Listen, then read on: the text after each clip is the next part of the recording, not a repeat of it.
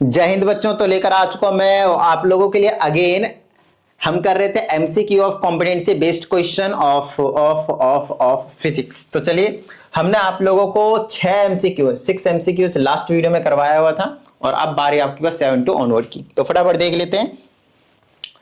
इसमें हमसे कहा जाता है कि for the given figure depicts the graph of work done versus, ये वर्क डन वर्सेस दूसरा क्या आपके पास डिस्प्लेसमेंट है जो कि मीटर में लिखा है under a constant force of 10 Newton. मतलब फोर्स की वैल्यू आपके पास गिवन है कितना, 10 न्यूटन। और साथ ही हमसे कहा जाता है which of the following statement is true. तो कहता है कौन सा स्टेटमेंट इनमें से ट्रू है। तो हमसे कहता है कि फोर्स इज एक्टिंग एट, सबको सेम है, सिर्फ एंगल चेंज है। मतलब इनमें से किसी एक एंगल पे आपके पास जो फोर्स है वो लगाया जा रहा है और डिस्प्लेसमेंट मूव कर रहा है, उसके हिसाब से वर्क डन निकला है। तो आपके पास ग्राफ दिया हुआ, ध्यान समझिएगा। अगर मैं बात करता हूं ये वर्क डन है और ये आपके पास डिस्प्लेसमेंट है, तो आपके पास अगली चीज है फोर्स आपके पास फिक्स है। तो आप क्या करो, आपको एक चीज भी पता है कि वर्क डन का फॉर्मूला क्या होता है, force into displacement into cos theta. बोलिए हाँ या नहीं, एफ एस कॉस थीटा सुना है ना, force into F S cos theta, force into displacement into cos theta होता है। आपको वर्क डन भी पता है क्योंकि ये एक लीनियर ग्राफ है, यूनिफॉर्म ग्राफ है।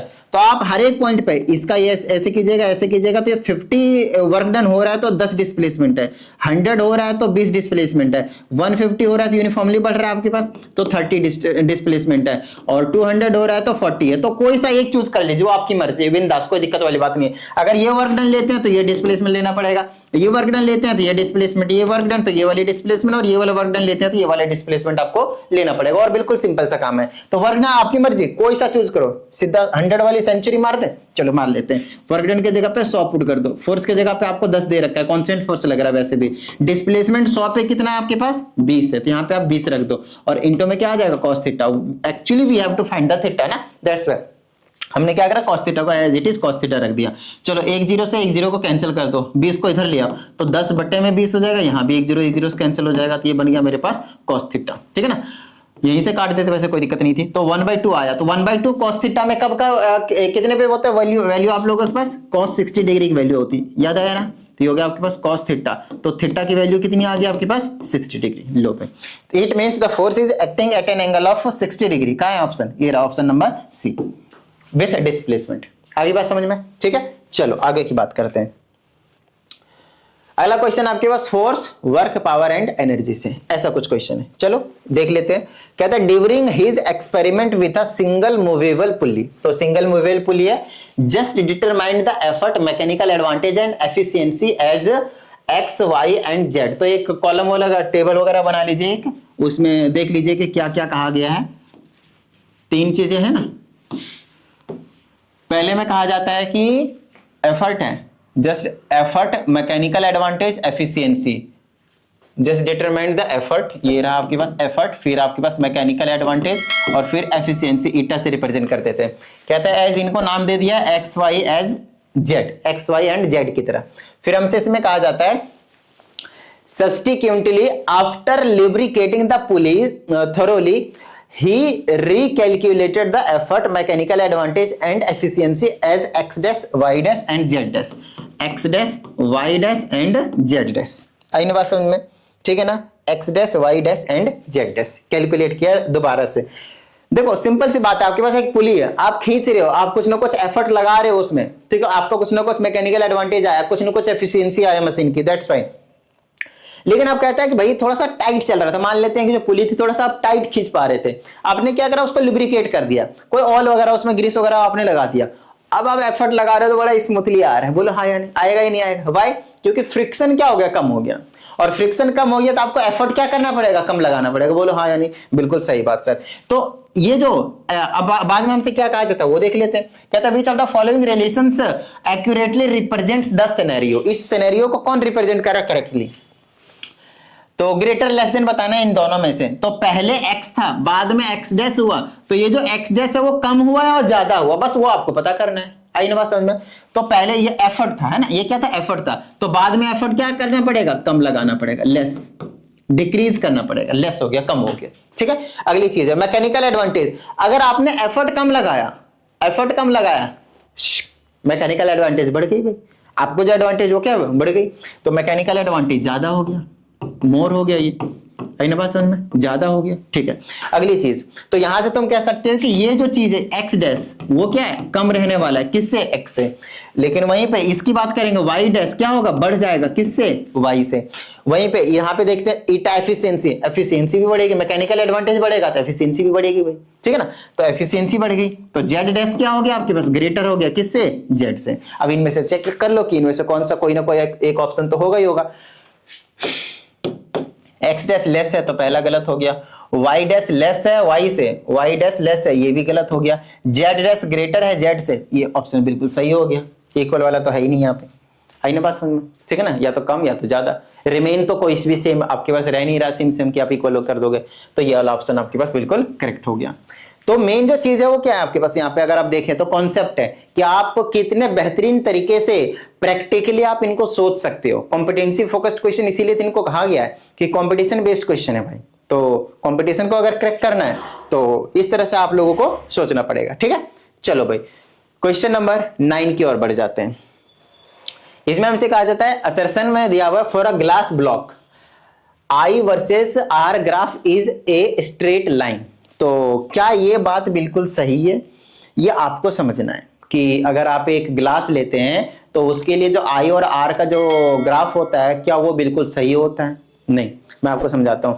अभी थोड़ी देर पहले कह रहा हूं, अभी तो खैर मैंने अभी शूट किया इसीलिए कह रहा हूं थोड़ी देर पहले, बट लास्ट वाली वीडियो में मैंने आप लोगों को आई और एंगल ऑफ डेविएशन के बीच में जो आपके पास ग्राफ है वो बताया था। तो ये अगर ये वाला आई है और अगर ये एंगल ऑफ डेविएशन है तो इस तरह का ग्राफ जाता है, इस तरह का ग्राफ जनरली आ जाता है। लेकिन जब एंगल आई और आर के बीच में हमें बनाना होता है तो वो भी आपके पास स्ट्रेट लाइन नहीं जाता, कुछ ज्यादा ही चेंजेस आ जाता है और कुछ इस तरह का जो ग्राफ है वो देखने को मिलता है। मतलब थोड़ा सा एंगल ऑफ डेविएशन चेंज करने पे ज्यादा चेंज होगा, इस तरीके की जो चीजें हैं वो आपके पास देखने को मिलता है। और इस चीज को और अच्छे तरीके से समझने के लिए आप थोड़ा सा TIR का कॉन्सेप्ट जो है वो देख सकते हैं। जैसे ये आपके पास नॉर्मल है और ये वाला एंगल आई है तो ये वाला कुछ ना कुछ एंगल ऑफ रिफ्रैक्शन हुआ इस तरह से, ये वाला आर हुआ। लेकिन आई को मैंने और थोड़ा सा बढ़ा दिया तो ये यहां पे आ गया, आई को अगर मैंने और भी ज्यादा थोड़ा सा बढ़ा दिया तो ये इस पे आ जाता है, और भी ज्यादा थोड़ा सा अगर हम बढ़ा देते थे इस तरह से तो ये बिल्कुल इसी साइड में सेम मीडियम में रिफ्लेक्ट बैक हो जाता था। तो आर की वैल्यू कितनी ज्यादा बढ़ जा रही है, आई की वैल्यू थोड़ा सा बढ़ाने पे आर की वैल्यू कुछ ज्यादा ही बढ़ जा रही थी। इसका मतलब आप समझ रहे हैं, वो लिनियरली तो बिल्कुल नहीं जा सकता, सेम रेशियो में तो बिल्कुल नहीं जा सकता, मतलब स्ट्रेट लाइन ऐसा ग्राफ होने का तो कोई चांस ही नहीं। आई ना बात समझ में। तो पहली वाली जो लाइन है आपके पास ये वाली वो आपके पास गलत है। और जब असर्शन ही गलत हो जाए तो देखो इसमें तो दोनों ट्रू ट्रू है तो ये और ये हो ही नहीं सकता, इसमें पहला ट्रू है तो हो ही नहीं सकता, assertion is false, it means चौथा ऑप्शन डायरेक्टली होने का 100% चांस हो जाता है। लो भाई 100% चांस हो गया। फिर भी अगर आपको किसी चीज में डाउट हो तो बाकी को भी चेक कर लो भाई, दूसरा अगला पढ़ लो, है ना। चलो और क्योंकि इसमें असर्शन इज फॉल्स तो रीजन 100% ट्रू होगा ही होगा, आपको कोई टेंशन भी नहीं लेना है। तो फॉर नॉलेज पढ़ लो, फॉर नॉलेज एक बार रीडिंग जरूर लो भाई, ठीक है ना। ओके कहते मैंने ray of light undergo refraction it follow Snell's law, बोलो हाँ या नहीं। तो अगर आप ऐसे कुछ करते हैं स्नेल्स लॉ के लिए तो क्या होता था, ट्रेडिंग करके रेयर से मान ले डेंसर में भेजता हूं तो एंगल आई होता था और ये वाला एंगल आर होता था। तो आप कहते थे ना कि sine I upon sine R is equal to constant. यहाँ पे बच्चे ना कई बार कंफ्यूज हो जाते हैं, जैसे ये कॉन्स्टेंट है म्यू है तो कॉन्स्टेंट की वैल्यू नंबर है तो कोई दिक्कत नहीं, इससे कुछ मान लो 5 है 2 है 3 है कुछ भी 1.5 है, कोई दिक्कत वाली बात नहीं है। तो ये इधर चला जाएगा तो sine I is equal to sine R, और यू कैन से क्योंकि कांस्टेंट था इसको हटा के आप डायरेक्टली प्रोपोर्शनलिटी का साइन लगा सकते हैं। लेकिन अगर आपने इसके बीच में ग्राफ बनाया साइन आई और साइन आर तब आपके पास स्ट्रेट लाइन आ जाएगा भाई। तो साइन आई और साइन आर के बीच में स्ट्रेट लाइन का ग्राफ है लेकिन आई और आर के बीच में स्ट्रेट लाइन का ग्राफ नहीं है। इन चीजों को समझना बहुत बहुत बहुत ही ज्यादा जरूरी है। आई ना बात समझ में, ठीक है। चलें आगे। ओके आइए क्वेश्चन नंबर हम 10 की बात कर लेते हैं। तो क्वेश्चन नंबर 10 को करने से पहले देखो यार ये तो एक सैंपल क्वेश्चन हुआ आपके पास कि इस टाइप का क्वेश्चन पूछा जा सकता है, और अगर इस टाइप का क्वेश्चन पूछा जा सकता है तो इस टाइप से जितने भी क्वेश्चन बन सकते हैं क्यों ना हम उन चीज को अच्छे से पढ़ लें।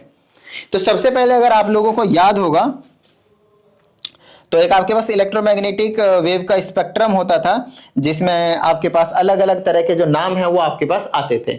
जैसे कि सबसे पहले आता था गामा रे, याद आया, फिर आता था आपके पास एक्स रे, ठीक है। फिर आता था अल्ट्रा वायलेट रेज, फिर आता था विजिबल रेज, फिर आता था इंफ्रारेड, फिर आता था माइक्रोवेव, और फिर आता था रेडियो वेव। इस तरह से होता था आपके पास। और इनकी अगर आप बात करोगे तो कल मैंने एक व्हाट्सएप पे एक स्टेटस भी डाला था, लाइक जस्ट फॉर फन। तो उसमें कुछ कुछ था कि वैन समथिंग कुछ था, मुझे अभी याद भी नहीं कि माइक्रोवेव से रिलेटेड था, इसी माइक्रोवेव से ही रिलेटेड था। और उसमें मैंने लिखा भी था कि but it's wavelength is more. तो अगर आप कभी मेरे व्हाट्सएप पे जोड़कर स्टेटस भी चेक करते हैं तो वहां पे कुछ साइंटिफिकली कुछ पढ़ाई की चीजें, कोई कोई क्वेश्चन आपके पास वहां पे मिलते रहता है, तो आप करोगे तो वहां से ज्यादा ही आप लोगों को बेनिफिट मिलेगा। और उसके लिए आपको क्या करना है, 7428525669 इस पे आप जुड़ जाएं आकर, बस सेव कर ले नंबर, आपको स्टेटस कर दिखता रहेगा, मैसेज करें ना करें उसकी कोई जरूरत नहीं है, ठीक है ना, परेशान मत करना, ठीक है। चलो, और अगर आप लोगों को पर्सनल ऑनलाइन क्लास की नीड हो, 1-on-1 क्लास की, तो आप इस नंबर पे मैसेज करके इंफॉर्मेशन ले सकते हैं। खैर इसकी बात करते हैं हम यहाँ पे। ये सब ये होते थे जब हम लेफ्ट से राइट की ओर जाते थे इस तरह से, तो आपके पास जो वेवलेंथ होती थी, वेवलेंथ वो आपके पास बढ़ती चली जाती थी। लेफ्ट टू राइट आपके पास क्या होती थी, वेवलेंथ बढ़ती चली जाती थी। और जब आप राइट टू लेफ्ट आते थे, राइट टू लेफ्ट आते थे, तो जो वेवलेंथ होती थी, तो वो आपके पास घटती चली जाती थी, कम होती थी, इधर से बढ़ रही है। और जो वेवलेंथ है वो फ्रीक्वेंसी के ठीक रेसिप्रोकल होता है। अगर आप लोगों को पता हो तो C is equal to lambda nu, ये हमने आपको बताया। न्यू जिसको नहीं पता उसको F लिख ले, फ्रीक्वेंसी होता है, वो F लिख ले, फ्रीक्वेंसी होता है। तो ये रहता है आपके पास C is equal to lambda nu, formula रहता है। यहां से आप देखेंगे C ना स्पीड ऑफ लाइट है, वो क्या कांस्टेंट है, वो फिक्स है, तो ये लैम्डा इधर चला जाएगा, तो 1 में lambda is equal to F आया, तो एक दूसरे के क्या है आपके पास रेसिप्रोकल है। तो अगर एक चीज इधर से बढ़ रही है तो फ्रीक्वेंसी इधर से क्या हो रही होगी, घटी रही होगी। सेम डायरेक्शन में एक चीज बढ़ रही है तो दूसरी चीज घटेगी। या फिर आप ऐसे कह सकते हैं, अगर ऐसे वेवलेंथ बढ़ रही है तो ऐसे वेवलेंथ घट रही होगी। हाँ वो तो बिल्कुल सही बात है, लेकिन फ्रीक्वेंसी ऐसे करके क्या कर रही होगी, बढ़ रही होगी। तो सबसे ज्यादा फ्रीक्वेंसी किसकी हो गई, गामा की। तो पेनिट्रेटिंग पावर भी आपके पास किसकी होती है, आपने सुना ही होगा, गामा की होती है। आई ना बात समझ में, ठीक है ना। गामा रे, अल्फा, बीटा और गामा, ये तीनों रेडिएशंस के बारे में हमने मॉडर्न फिजिक्स के रेडियो एक्टिविटी चैप्टर में बड़े ही बेहतरीन तरीके से आप लोगों को मैंने समझाया हुआ है। तो इन चीजों का ना देखना होता है भाई। आपको जितनी भी चीजें मैंने करवा दिया है ना, दैट इज एक्चुअली सफिशिएंट। और अभी जो मैं करवा रहा हूं, नो डाउट वो भी आपको करना ही करना है। कॉम्पिटेंसी फोकस्ड वाली क्वेश्चन आप लोगों को जरूर से जरूर करना है। आई ना बात समझ में, ये चीज है आपके पास। तो जरूरी नहीं है कि आप मेरे ही चैनल से करो, आप ऑफलाइन टीचर से कर लो, आप किसी और यूट्यूब चैनल के, जहां से आपको अच्छे से बेहतरीन तरीके से समझ में आता है। बट हाँ, कुछ गलत मत पढ़ लेना भाई, बिल्कुल सही। क्योंकि है कुछ टीचर्स, मतलब कुछ टीचर्स क्या, मतलब यूट्यूब पे बहुत सारे ऐसे टीचर्स हैं, एक आधे को मैं चेक करते रहता हूँ इधर उधर, तो पता चल जाता है कि हाँ भाई कौन क्या करवा रहा है। बट किसी दिन मैं आपको बताऊंगा पर्टिकुलरली, मतलब आपको क्या ही बताऊंगा, मैं उन टीचर्स को कांटेक्ट करके बताने की कोशिश करूंगा कि सर इन चीजों को करेक्ट कर लीजिए, ठीक है ना। खैर चलिए आगे की बात करते हैं। तो ये कहानी हो गई आपके पास। अब इसकी बात करते हैं, ध्यान समझिएगा। अब इस वाले क्वेश्चन की, ये तो हमने आपको, ये जो टेबल थी वो तो हमने आपको बता ही दिया। अब इसमें हमसे कहा जाता है कि डैश ऑफ अल्ट्रावायलेट, एक चीज बता दूं, जितने भी इलेक्ट्रोमैग्नेटिक वेव्स होते हैं उनकी सबकी जो स्पीड होती है, सी जो होती है, वो कांस्टेंट होती है, फिक्स होती है। तो स्पीड वैक्यूम की बात करो या स्पीड मीडियम की बात करो, दोनों ही आपके पास सेम रहने वाले। तो इसको तो चेक ही नहीं करना, ये दोनों ऑप्शन तो वैसे ही नहीं हो सकते, ठीक है ना। चेंज ग्रेटर बोला है, तो चेंज किस में आएगा, या तो फ्रीक्वेंसी में या तो वेवलेंथ में। तो अभी गामा से लेकर रेडियो तक हमने आपको सब कुछ ही करवा दिया, तो उसमें से आपको पता चल ही जाएगा किसकी वेवलेंथ किससे ज्यादा है और किसकी जो फ्रीक्वेंसी है किससे कम में जाता है। ऐसे करके पता ही कर सकते हैं। तो अब इसमें हमसे कहता है कि dash of ultraviolet rays greater है माइक्रोवेव से। तो इधर जाते थे तो वेवलेंथ बढ़ती थी, और इधर आते थे तो वेवलेंथ बढ़ती थी, और इधर से आते थे तो आपके पास फ्रीक्वेंसी बढ़ती थी। तो ये अल्ट्रावायलेट कहाँ होती है, यहाँ पे होती है ना, इधर कहीं पे। और माइक्रोवेव कहाँ पे होती है, यहाँ पे होती है। तो इधर से जा रहे हैं तो पहले क्या बोला, यूवी, तो यूवी की क्या ग्रेटर होगी, फ्रीक्वेंसी ग्रेटर होगी भाई। वेवलेंथ तो देखो कम ही है ना। यूवी की क्या ग्रेटर है आपके पास, ये वाले। इधर से जा रहे हैं तो कम हो रहा है ना वेवलेंथ, इधर आएंगे तो बढ़ेगा। तो यूवी की जो आपके पास अल्ट्रावायलेट की फ्रीक्वेंसी जो है वो ज्यादा हो रही है। तो मैंने आपको ऐसा नहीं कि सिर्फ ये एमसीक्यू करवा दिया कि बेटा ये ऑप्शन सही है करेक्ट कर लो, नो, गलत, बिल्कुल गलत। ध्यान से समझना इन चीजों को, आप लोगों को कॉन्सेप्ट करना है, हर एक चीज को बेहतरीन तरीके से करना है। आई ना बात समझ, बेहतरीन तरीके से करना है आप लोगों को। चलो भाई आगे की बात करते हैं क्वेश्चन नंबर 11 की। देख लेते हैं इसमें हमसे क्या कहा जाता है। कहा जाता है सुमित जो एक टीनेजर है, कहता है enjoys playing his music loudly. क्या बात है, कहता however his grandmother consistently lowers the volume of the music player. Okay ठीक है, analyse the wave to identify which characteristics of the wave has been altered, the grandmother reduces the volume. इसको छोड़ते हैं और आपको मैं एक छोटा सा कंसेप्ट बताता हूं कि इसके बेस पे अगर दूसरा क्वेश्चन भी पूछ लिया जाए तो आप उसका भी आंसर कर सको। ये एक बेस्ट तरीका होता है किसी भी चीज को रिवीजन करने के। अगर यहाँ पे इन्होंने कैरेक्टरिस्टिक्स ऑफ साउंड दिया, वेव दिया, तो आप सभी बाकी के कैरेक्टरिस्टिक्स को भी तो डिस्कस करो भाई। अरे बस ये चीज है। तो जो मेन होते हैं वो 3 कैरेक्टरिस्टिक्स होते हैं। पहला होता है आपके पास लाउडनेस, दूसरा होता है आपके पास पिच, और तीसरा होता है आपके पास quality, which is also known as timbre. कई बुक में आपके पास टिम्बर के नाम से दिया गया हुआ है। तो ठीक है, कोई दिक्कत वाली बात नहीं, हमें तो उससे कोई दिक्कत नहीं भाई, हमें तो सब आता है हमें तो भाई सब आता है। आओ अब इसकी अगर हम बात करें कि लाउडनेस, तो लाउडनेस किस पे डिपेंड करता है पता है? एम्पलीट्यूड पे। किस पे डिपेंड करता है? एम्पलीट्यूड पे। मतलब अगर एक वेव होता है तो ये वाली जो चीज है, ये वाली जो चीज है, ये वाली जो चीज है, ये वाली जो चीज है, डिस्प्लेसमेंट सॉरी पॉजिटिव डायरेक्शन में या फिर नेगेटिव डायरेक्शन में कितना ज्यादा है, जितना ज्यादा होगा उतना ही ज्यादा डिस्प्लेसमेंट भी क्या होंगे, सॉरी डिस्प्लेसमेंट ज्यादा होंगे और साथ ही उसकी लाउडनेस क्या होंगे, ज्यादा होंगे, एम्पलीट्यूड ज्यादा हो जाएंगे भाई। ये ग्राफ ऐसा है, अगर मैंने एक ग्राफ ऐसे बना दिया तो आप देख सकते हैं, खैर ये वाला इतना ज्यादा नहीं, इतना ही करते हैं, तो इसमें आप देख सकते हैं एम्पलीट्यूड इतना है, बहुत ज्यादा है, इतना ज्यादा। तो ये दूसरा वाला वेव जो हमने आपको बनाकर ड्रॉ करके जो आपको दिखाया है, उसकी एम्पलीट्यूड ज्यादा है तो उसकी लाउडनेस भी ज्यादा है। आई की बात समझ में? दूसरी एक बात करते हैं पिच। पिच का मतलब होता है फ्रीक्वेंसी। पिच का मतलब क्या होता है? फ्रीक्वेंसी, कि कितना एक सेकेंड में फ्रीक्वेंसी, मतलब जो वेव्स है वो कितने पास हो रहे हैं एक सेकेंड में, ठीक है। तो पिच जो है वो श्रिलनेस को बताती है। श्रिलनेस आप लोगों ने देखा होगा, लड़कियों की आवाज जनरली पतली होती है, क्या होती है आपके पास? पतली होती है, तो श्रिल ज्यादा हो जाती है वो, तो पिच पे डिपेंड करता है आपके पास। तो वो फ्रीक्वेंसी है, ये किस पे डिपेंड करेगा? फ्रीक्वेंसी पे। फ्रीक्वेंसी जितनी ज्यादा उतनी ज्यादा पिच। अगली चीज तो क्वालिटी। ये जो क्वालिटी होती है या फिर इसको जो हमने आपको बोला था कि टिम्बर के नाम से भी जानेंगे, तो ये डिपेंड करता है वेव के फॉर्म पे। किस पे डिपेंड करता है? वेव की फॉर्म पे। आप लोगों ने देखा होगा कि एक वेव तो मैंने ये बनाया, लेकिन मैं एक वेव आपको ऐसे भी बनाकर दिखा सकता हूं।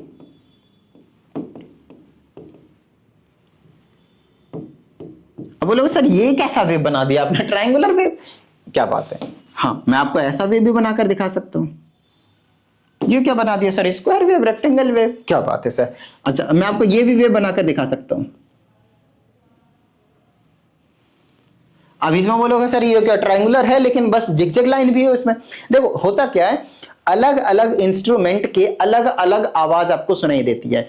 वो अलग अलग आवाज जो होती है उसे हम क्वालिटी बोलते हैं, और वो जो क्वालिटी डिपेंड करता है वेव किस तरीके का फॉर्म कर रहा है। तो वेव अलग अलग फॉर्म होता है तो उसकी जो साउंड होती है, उसकी जो क्वालिटी होती है वो अलग अलग होती है। फॉर एग्जाम्पल आप लोगों ने फ्लूट बजाया, मान लेते हैं बांसुरी बजाया, तो बांसुरी की आवाज आप तुरंत पहचान लोगे। वहीं पे अगर किसी और ने कोई सीटी मारी, दूसरी कुछ भी नॉर्मल सीटी मारी, तो वो आप अलग से तुरंत पहचान लोगे, और ये बांसुरी है और ये आपके पास सीटी मारी गई है। तो क्यों पहचान लिया? क्यों? क्योंकि इसका वेव फॉर्म अलग था, इसका वेव फॉर्म अलग था। दोनों के वेव का जो पैटर्न होता है वो डिफरेंट होता है। That is called quality actually. आई बात समझ में? ठीक है, आई आपको ये जो कॉन्सेप्ट है वो क्लियर हुआ होगा। अब आपको ये वाला जो क्वेश्चन है ना वो समझ में आ जाएगा। ये वाला क्वेश्चन है आपके पास सिंपली किस पे डिपेंड कर रहा है आपके पास? ठीक है ना, तो ये आपके पास डिपेंड कर रहा है किस पे? साउंड, इस पे लाउडनेस पे। तो देखिए लाउडनेस किस पे डिपेंड करता है? एम्पलीट्यूड पे भाई। तो एम्पलीट्यूड की बात कर लेंगे इसमें। तो इसमें कहता है ऑल्टर्ड, इसमें हमसे कहते हैं have been altered when grandmother reduces the volume। इसमें क्वेश्चन में कहा जाता है ग्रैंडमदर ने जब वॉल्यूम को कम किया तो उन्होंने किस चीज को चेंज किया, ऑल्टर किया? बताओ मुझे। लाउडनेस को कम किया, वॉल्यूम कम करने में लाउडनेस कम किया, लाउडनेस कम करने का मतलब एम्पलीट्यूड कम किया। और एम्पलीट्यूड वेव में क्या होते हैं आपके पास? ये होते, बता दिया आपको मैंने, ये होती, ये वाली, ये वाली, ये वाली, ये वाली। तो इनमें से क्या कम हो गया वो आपको बताना है। लो भाई बता दोगे? एम्पलीट्यूड में नाम के हिसाब से देखे तो इसी को कम किया गया है, तो क्यू आर कहां है? क्यू आर ये, the Q R length becomes less. हो गया क्वेश्चन। क्वेश्चन हुआ पड़ा रहता है अगर आपका कंसेप्ट क्लियर होता है तो। हमने आपको कंसेप्ट क्लियर करवाने का ठेका लिया हुआ है, बाकी आप देख लो भाई जो भी करना है आपको। ठीक है, चलो आगे एक बात करते हैं। इसमें हमसे कहा जाता है 10 gram quantity of heat supplied, this is rise in temperature this. तो स्टेटमेंट जो पहला है उसमें कहता था heat capacity of the substance is 12 joule per gram. अच्छा ठीक है, चलो आप लोगों को बता दूं, दो चीज यहां पे क्लियर करना है। देखो हीट कैपेसिटी आया तो स्पेसिफिक हीट कैपेसिटी भी कर लो। Q is directly proportional to change in temperature, इसको हटाते हैं तो आपके पास आ जाता है C which is called delta T. तो यहां से C की वैल्यू निकालते हैं तो Q अपॉन में डेल्टा टी निकल गया। इसी चीज को हम कहते हैं हीट कैपेसिटी। क्या कहते हैं हम इसको? हीट कैपेसिटी कहते हैं। और Q है यहाँ पे टोटल हीट अमाउंट एनर्जी जो गिवन है, अमाउंट ऑफ हीट एनर्जी जो गिवन है वो है। डेल्टा टी है हीट एनर्जी देने के बाद जो चेंज इन टेम्परेचर आया वो, ठीक है ना। तो जितना ज्यादा आप हीट देंगे उतना ज्यादा टेम्परेचर में नो डाउट आपके पास चेंज आने वाला है, तो डायरेक्टली प्रोपोर्शनल है। तो यहां से आपने हीट कैपेसिटी का जो फॉर्मूला है वो आप लोगों ने यहाँ पे ड्राइव कर दिया है। अब पहले में कुछ कुछ दिया हुआ है। स्पेसिफिक हीट कैपेसिटी में क्या होता है, यहाँ पे मास पे डिपेंड करता है, तो यहाँ पे नीचे में m जरूर आ जाता है, m डेल्टा टी हो जाता है, बाकी सारी चीजें सेम। तो C डैश बोल दीजिएगा स्पेसिफिक हीट कैपेसिटी के लिए। अब इसमें कहता है the heat capacity of the substance is इतना, तो निकाल कर देख लेते हैं हीट कितना दे दिया गया है, देख लीजिए इसमें 120 जूल डिवाइडेड बाय में नीचे में डेल्टा टी। डेल्टा टी का मतलब राइजिंग टेम्परेचर, टेम्परेचर में कितना चेंज आया, तो डेल्टा टी कितना 10 डिग्री सेल्सियस। तो 10 डिग्री सेल्सियस लिखो या फिर 10 केल्विन लिखो, कोई दिक्कत नहीं है, क्योंकि जब चेंज इन टेम्परेचर की बात करते हैं तो यूनिट पे कुछ भी फर्क नहीं पड़ता। अगर चेंज है तो फर्क नहीं पड़ता, इस बात का प्रॉपर ध्यान रखना है। अगर नॉर्मली तो फर्क पड़ता है। तो यहाँ पे 10 डिग्री सेल्सियस हो गया, तो आंसर कितना आया, इससे ये कैंसिल हो गया, 12 आया। 12 जूल पर केल्विन लिख दो या पर डिग्री सेल्सियस लिख दो, कोई दिक्कत वाली बात नहीं है। तो आप देख लो क्या आपके पास स्टेटमेंट ये करेक्ट है। बहुत सारे बच्चे बोलेंगे हाँ, लेकिन उनको ये दिखाई नहीं देता कि 12 सिर्फ नहीं देखना है, यूनिट भी देखना है। जूल पर ग्राम लिखा हुआ है, पर ग्राम नहीं आ सकता, पर केल्विन आएगा या फिर पर डिग्री सेल्सियस आएगा, तब सही है। एक्चुअल में ऐसा यूनिट के हिसाब से केल्विन ही लिखना है। So statement A is wrong, और जब असर्शन ही रॉन्ग होता है, अरे अरे तो वो तो दिया ही नहीं है, यहाँ पे अलग से ऑप्शन दे दिया है, तो दूसरा भी पढ़ना पड़ेगा। देखो कहता है the specific heat capacity of the substance is जितना ग्राम पर केल्विन, तो वो देख लेते हैं भाई। स्पेसिफिक हीट कैपेसिटी होता है C is equal to Q by में m डेल्टा टी। Q की जगह कितना है, heat 120 joule divided by m की जगह कितना है, देखो 10 ग्राम इंटू में, खैर केजी में लेते हैं, लेकिन यूनिट यहाँ पे मैंने देख लिया ग्राम में है तो ग्राम में ही पुट कर रहा हूं मैं।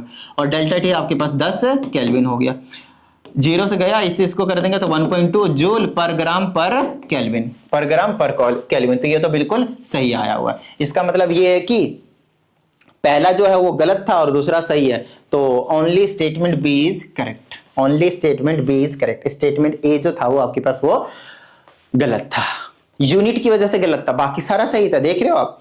तो सिर्फ वो भी यूनिट कहां, ऊपर वाला भी यूनिट सही दिया, नीचे वाला थोड़ा सा मिस्टेक कर दिया इन्होंने।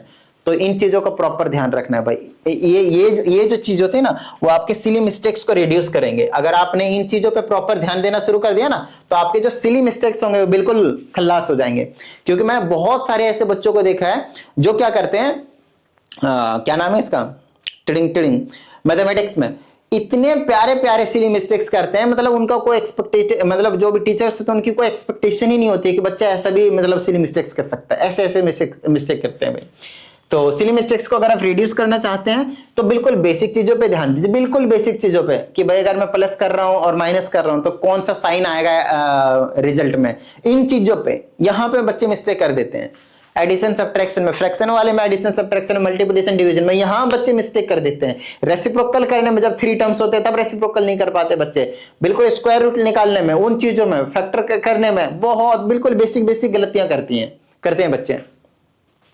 अब क्वेश्चन नंबर हम 13 की बात करते हैं। इसमें हमसे कहा था given that the resistivity of gold and platinum are this. आपको मैं बता दूं resistivity does not depend on length and area, it only depends on the nature of the material and temperature also. ठीक है, तो अगर दो अलग अलग वायर हैं, अलग अलग मेटल के वायर हैं तो उनकी रेसिस्टिविटी अलग होंगे। लेकिन अगर एक ही मान लो कॉपर के है तो कॉपर के जो वायर हैं अगर उसकी रेसिस्टिविटी हो चाहे 10 मीटर की लो या 2 मीटर की लो, उनकी जो रेसिस्टिविटी होने वाली है वो बराबर होने वाली है, सेम होने वाली है। ठीक है, अब इसमें हमसे कुछ कहा जाता है, कहता है statement A 5 metre of platinum wire will have the same resistance as 1 metre of gold wire. तो आप ये नहीं कह सकते, बिल्कुल ये अलग होने वाली है। रेसिस्टिविटी की बात नहीं कर रहा, रेजिस्टेंस की बात कर रहा है। Resistance depends on length and area. तो इन्होंने बोला है हमसे कि अगर मैंने प्लेटिनम का 5 मीटर का तार लेता हूं और गोल्ड का अगर मैंने सिर्फ 1 मीटर का तार लिया हुआ है तो क्या दोनों का रेजिस्टेंस सेम होगा? नहीं, resistance depends on length and also area. तो अगर लेंथ चेंज हो रही है तो रेजिस्टेंस भी चेंज होगा ही होगा, और अलग अलग है तो वैसे भी रेजिस्टेंस चेंज होगा। तो पहला स्टेटमेंट आपके पास गलत हो गया। दूसरे की बात करते हैं।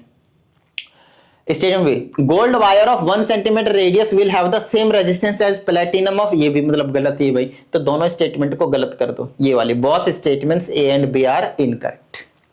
चीजों को समझना है, कंसेप्ट को, ठीक है ना, ये ज्यादा इंपॉर्टेंट है। फिर से आपके पास असर्शन एंड रीजन वाला जो क्वेश्चन है वो आपके पास आया हुआ है, तो देख लेते हैं। कहता है a switch will serve the purpose of making and breaking a circuit when it is connected to the neutral wire. तो जो स्विच होता है वो आपको पता ही है कि न्यूट्रल वायर से भी कनेक्शन कट कर देंगे तो सर्किट कंप्लीट नहीं होगा, और सर्किट कंप्लीट नहीं होगा तो मतलब सर्किट कंप्लीट नहीं होगा तो करंट फ्लो नहीं करेगा, तो ये बात बिल्कुल सही है। दूसरी चीज है neutral wire is at zero potential. हाँ भाई, जो न्यूट्रल वायर है वो आपके पास जीरो पोटेंशियल पे होता है, तो दोनों ही आपके पास स्टेटमेंट क्या है, आपके पास ट्रू है। अब ये एक्सप्लेन कर रहा है या फिर नहीं कर रहा है वो एक बार आपके पास जो चेक करना पड़ेगा, क्योंकि इसमें ऑप्शन ए और ऑप्शन बी दोनों ही होने के जो चांसेस हैं वो हैं, यहाँ पे दोनों ही होने के चांसेस हैं। तो एक बार एनालाइज कर लेते हैं कि भाई क्या होगा यहाँ पे। जैसे कि अगर मैं स्विच लेता हूँ, सर्व करता हूँ, सर्व तो करता ही purpose of making and breaking circuit को, तो दूसरा न्यूट्रल वायर जो है आपके पास जीरो पे, तो मेरे हिसाब से कर तो रहा है वैसे एक्सप्लेन, बट एक बार मैं आंसर जो थोड़ा सा मुझे डाउट से लग रहा है तो मैं आंसर चेक कर लेता हूँ। 14 का है ना इनका। एक अच्छी बात है कि इनके जो आंसर्स हैं वो आपके पास गिवन है। 14 का बी है, मतलब एक्सप्लेन नहीं कर रहा है। ओहो अच्छा, चलो आओ देखते हैं क्यों एक्सप्लेन नहीं कर रहा है भाई।